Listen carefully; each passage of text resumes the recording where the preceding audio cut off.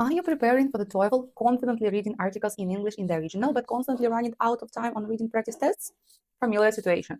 Many people lose points not because they encounter complex academic vocabulary or don't understand the essence of the text. They simply don't have enough time to finish. In the new TOEFL 2026 format, the reading section has become significantly shorter. It now lasts only about 30 minutes, and it is evaluated on a completely new scale from 1 to 6 points. It would seem like great news, right? Less time sitting in front of a monitor at the exam, less fatigue. But in reality, this means that the price of every wasted minute has multiplied. You have from 35 to 50 questions depending on your specific test version, and there is simply no time for a long, slow warm up. Today, we will analyze in great detail how to properly manage your time in the reading section. We won't just talk about reading faster. We will break down the specific mechanics of the exam so you can finish everything and achieve those 5 or 6 points which open the doors to top foreign universities. The most massive and perhaps the most important change in 2026 is that the exam has become fully adaptive. This means that the test adjusts to your level right in the process of taking it. The reading section is now strictly divided into 2 blocks with approximately 15 minutes allotted for each. And here you need to be extremely careful. The first block is called the routine model. It is absolutely the same for all candidates taking the test on that day.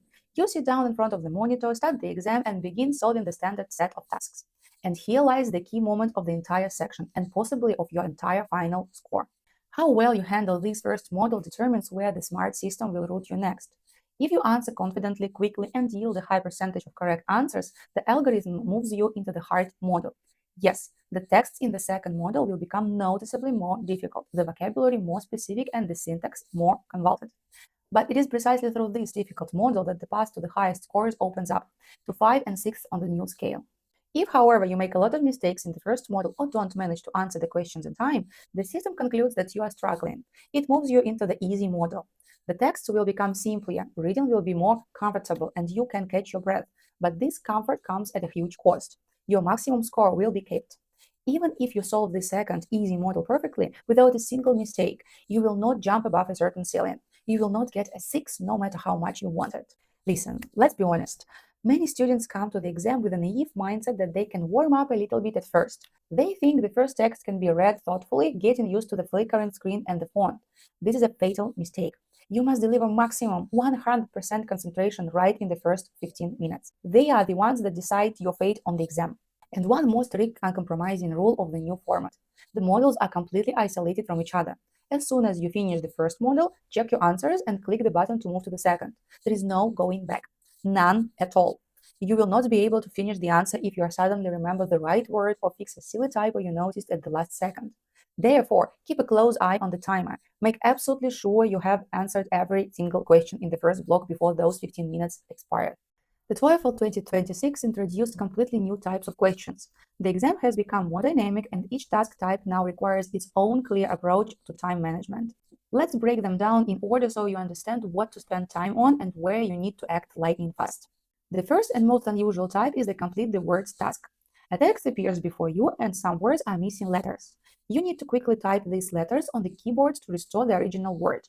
This tests your active vocabulary and, more importantly, your ability to instantly grasp the context of a sentence. How much time should you spend on this? A maximum of 20-30 seconds per question. Spoiler alert, thinking long and analyzing Latin word roots is absolutely pointless here.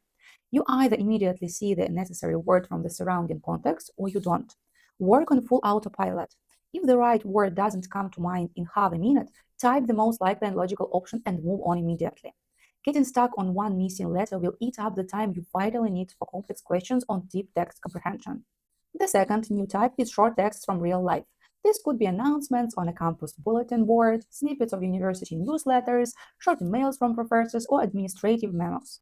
Usually 2 or 3 questions accompany each such microtext. You have about 1.5 minutes for the entire block. Your strategy here is radically different from working with non-academic articles. First, you read the questions themselves. You figure out exactly what they want to know from you, the library hours, the reason tomorrow's lecture was cancelled, or the list of documents for dorm check-in.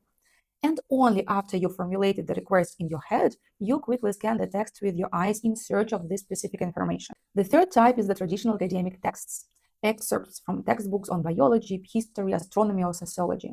Everything looks more familiar here for those who prepared using old materials, but physically there is less time for them. Budget about 1.5 minutes for each standard questions to the text.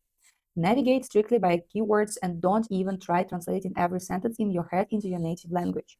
This is a sure path for failure. Now let's talk about why time shortages even occur. There are a few classic traps that 90% of test takers fall into.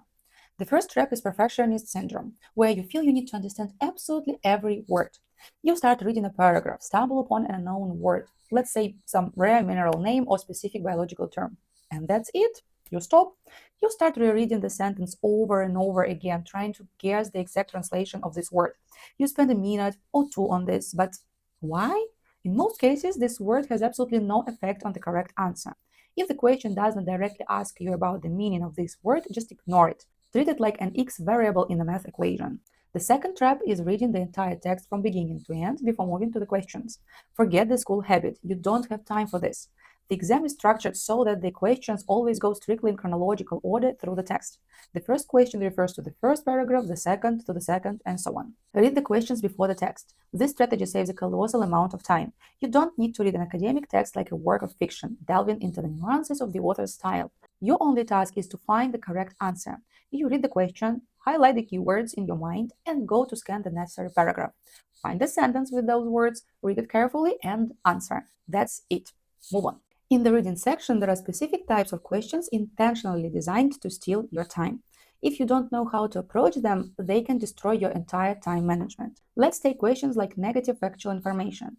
These are the very questions where accept or not is written in capital letters. According to the text, all of the following are true except one option. Why do they take so much time?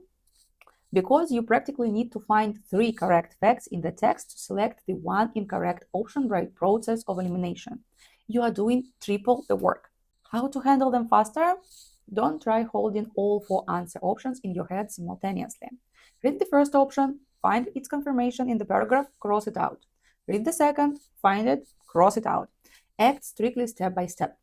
And if you have spent more than a minute and a half on this question and only found 2 out of 3 facts, boldly guess from the remaining 2 options and move forward. Another hidden time eater is inference questions or conclusion questions. The answer to them is not explicitly in the text.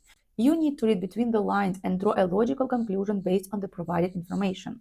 Students often freeze on these questions because they unsuccessfully search for an exact quote. The secret here is to actively use the process of elimination. Answer options that directly contradict the text or use absolute words like always, never, absolutely all are most often incorrect. In academic texts, authors rarely make such categorical statements.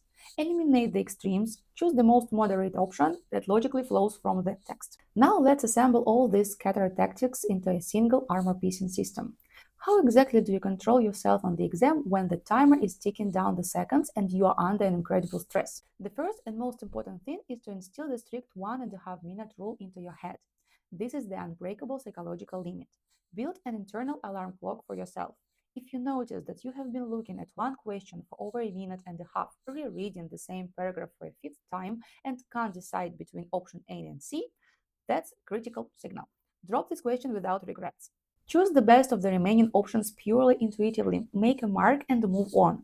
On the exam, a correct complex question where an unobvious conclusion is needed awards exactly the same points as a basic question asking to find a fact in the first paragraph. By getting stuck on a complex question for 3 or 4 minutes, you are physically stealing time from 2 simple questions at the end of the text. Questions you might simply not reach because the model time will run out. You are giving away your rightful points due to your own stubbornness. The second rule, never, under any circumstances, leave blank answers.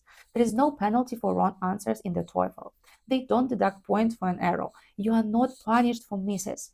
Therefore, an empty, unselected answer is your greatest enemy on the entire exam. If the model time is ending, the time turns red and shows exactly 10 seconds left, and you still have 3 unsolved questions, stop reading. Just quickly click through any random options. A blindly guessed answer always has a 25% chance of being correct. A blank answer is a guaranteed 100% 0 points. Don't give your points away for nothing. And finally, the most important point. Practice at home exclusively with a running timer. Taking practice tests at a comfortable pace, sitting on a soft couch with a cup of tea, and taking breaks to texts in messengers is purely self-deception. The real test involves huge stress, pressure, and a clock ticking right before your eyes. Train your brain and your nervous system to work under a strict deadline. You must physically feel how long 1 minute lasts, even without looking at the screen. Implement these rules into your preparation today. You will see your scores for the reading section steadily grow simply due to proper resource allocation and understanding the test mechanics. Try applying this strategy on your next practice test. Don't be afraid of difficulties. Practice regularly and you will definitely succeed. See you in the next video where we will detail time management for the listening section in just the same way.